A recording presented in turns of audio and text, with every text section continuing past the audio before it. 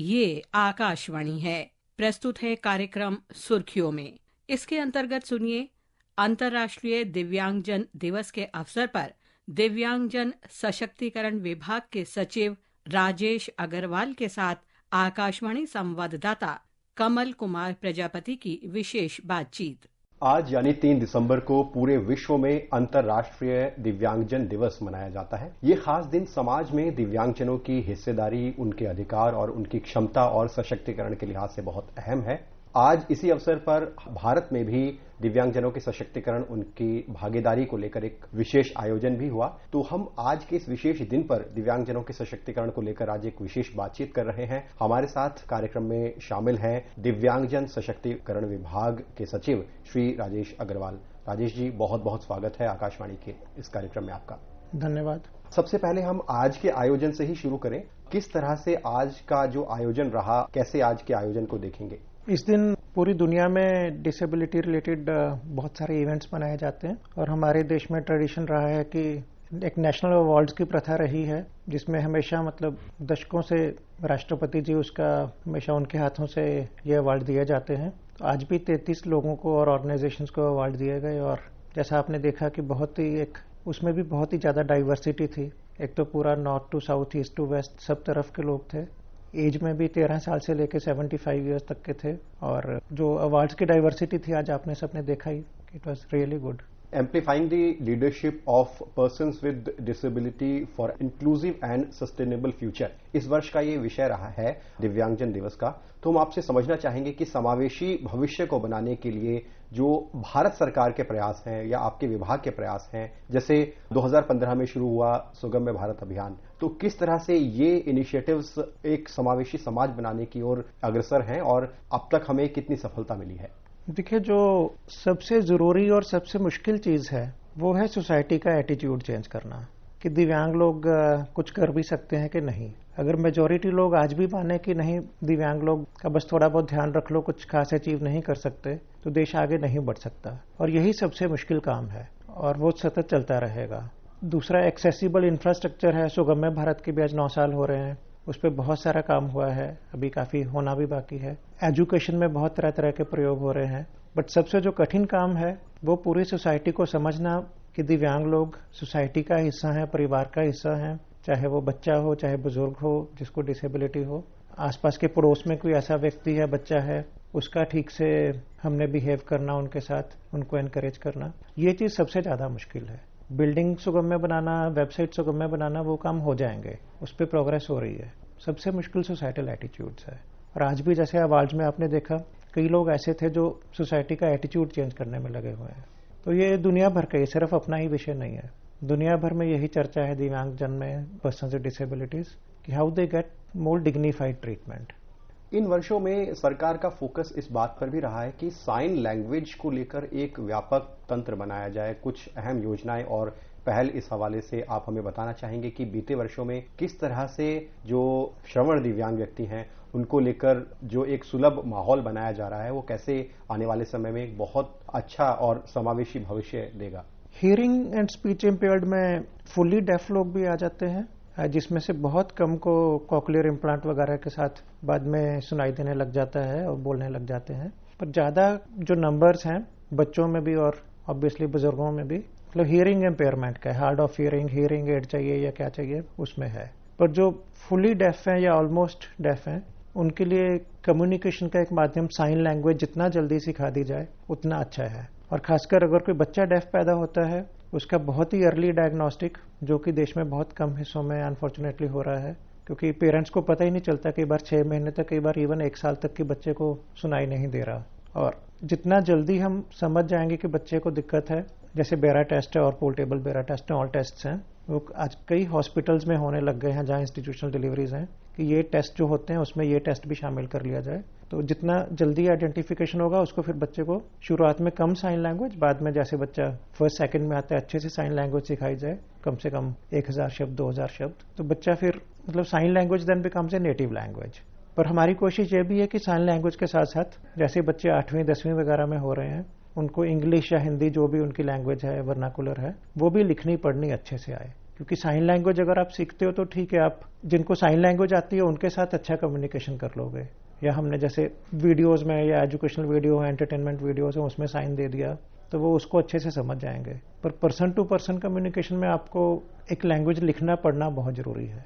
पर sign language में भी खूब बढ़ावा मिला है। इवन जैसे अभी कई मूवीज आने चालू हो गई हैं साइन लैंग्वेज के साथ, एजुकेशनल वीडियो साइन लैंग्वेज के साथ आ रहे हैं। आज हमने 3-4 नई लॉन्चेस किया उस संबंध में। और जैसे हरियाणा वेलफेयर सोसाइटी है, इंदौर डेफ एजुकेशनल स्कूल है, ये एक 2-3 शाइनिंग एग्जांपल्स हैं देश में जो बिल्कुल नर्सरी फर्स्ट के बच्चों को भी फुल फ्लैश साइन लैंग्वेज आ रही होती है। बिल्कुल, आपने सुगम होते हुए माहौल की चर्चा की और हमने देखा भी इस बार भारतीय अंतर्राष्ट्रीय फिल्म महोत्सव में किस तरह से एक एक्सेसिबल एंटरटेनमेंट की ओर बहुत फोकस था।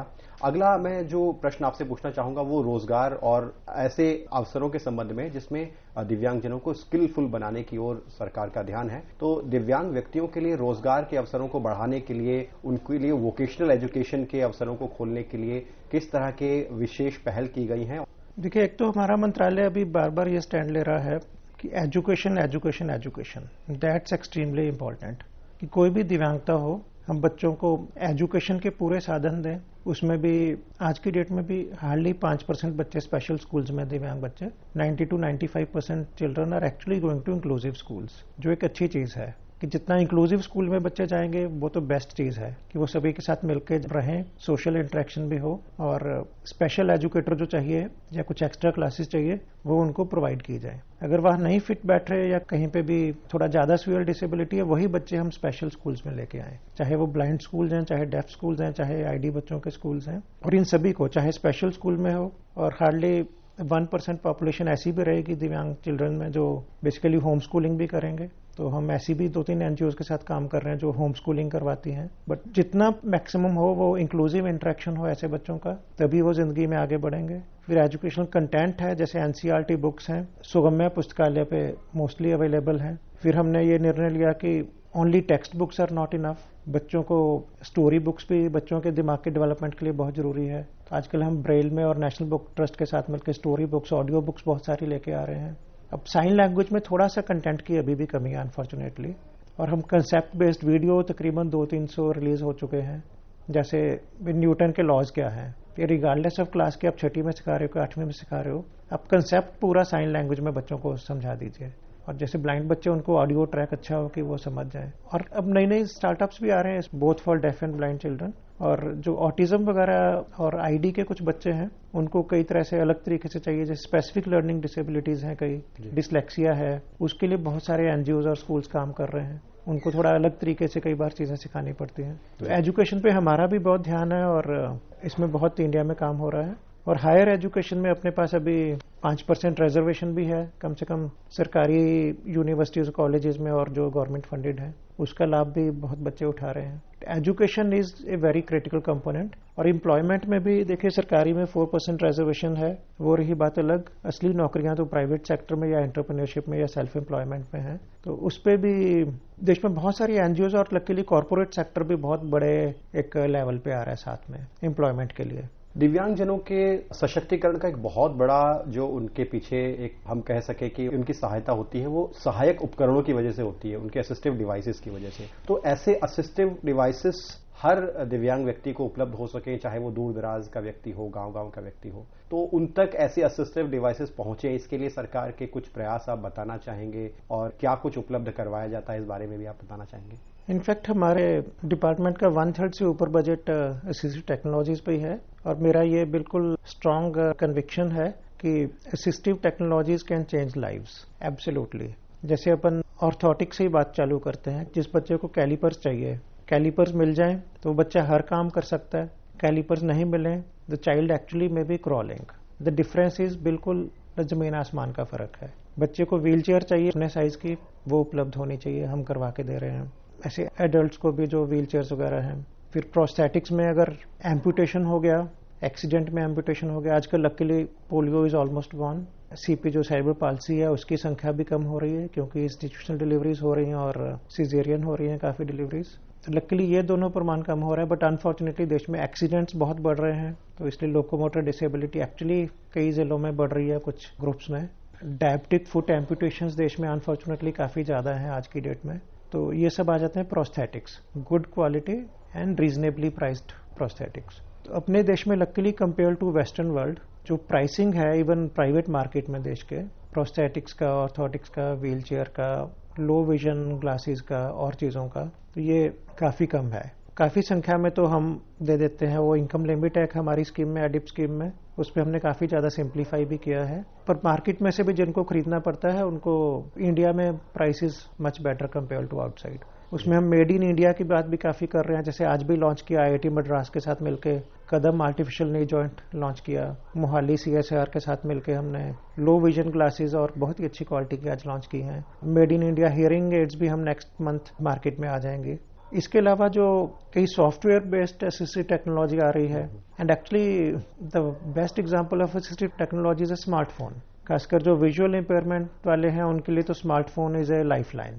तो हम भी अभी 10th के बच्चों को विजुअली इम्पेयर्ड और अभी रिसेंटली हमने कहा डेफ बच्चों को भी देंगे कि स्मार्टफोन का एक स्कीम है। तो नंबर्स उसमें बहुत ज़्यादा नहीं दे रहे हैं, फ्यू थाउजेंड्स, क्योंकि बहुत से राज्य सरकारें भी स्मार्टफोन दे रही हैं बच्चों को। कई राज्य सरकारें तो इवन अर्लियर क्लासेस में भी देना चालू करती है। आंध्र प्रदेश में तो उन्होंने इनफैक्ट डेफ और ब्लाइंड बच्चों को फर्स्ट से वो कंप्यूटर सिखा रहे हैं। एब्सोल्युटली हम भी बहुत एनकरेज कर रहे हैं कि जो 10th के बच्चे हैं, विजुअली इम्पेयर्ड बच्चे हैं जैसे, कि वो स्क्राइब की बजाय खुद से लैपटॉप पे एग्जाम दें। And CBSE is actually those rules in place and many visually impaired kids are actually using that. It's a matter of great pride. जब एक 10th क्लास का ब्लाइंड बच्चा या लो विजन बच्चा कहते मैं खुद से लैपटॉप पे पेपर दूंगा, तो ऑब्वियसली वो बच्चे को आगे नौकरी मिलने में भी कभी कोई प्रॉब्लम नहीं आएगी या हायर एजुकेशन में। सो assistive technology including smartphones, they are absolutely a lifeline and this is a must. Unique disability identity card, इसके बारे में भी थोड़ा सा आपसे ये समझना चाहेंगे। एक सरकार की बहुत सफल पहल रही है और इसमें बड़ी संख्या में ऐसे ID कार्ड बनाए गए हैं। इसके फायदे क्या हैं और क्यों दिव्यांगजनों को इसका लाभ लेना चाहिए, और अब तक इसका कितना लक्ष्य हम हासिल कर चुके हैं UDID कार्ड का?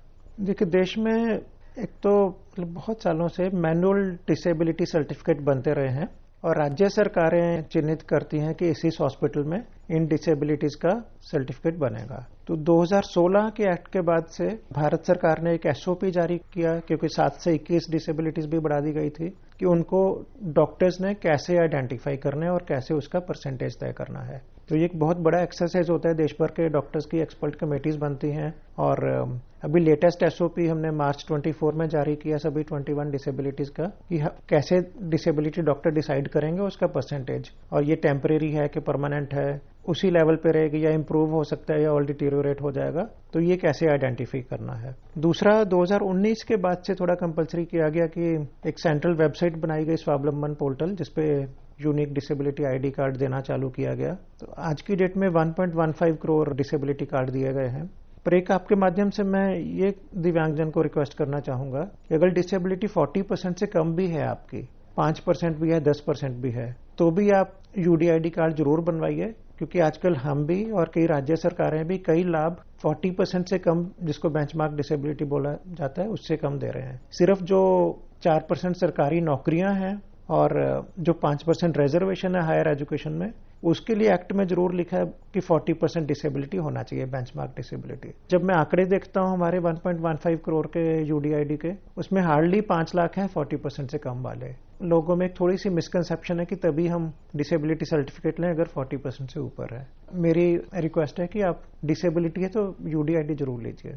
संक्षेप में एक छोटा सा संदेश अपने सुनने वालों के लिए आपसे चाहेंगे आज के दिन के अवसर पर, क्योंकि दूर दराज हमारे श्रोता रेडियो के माध्यम से आपको सुन रहे हैं।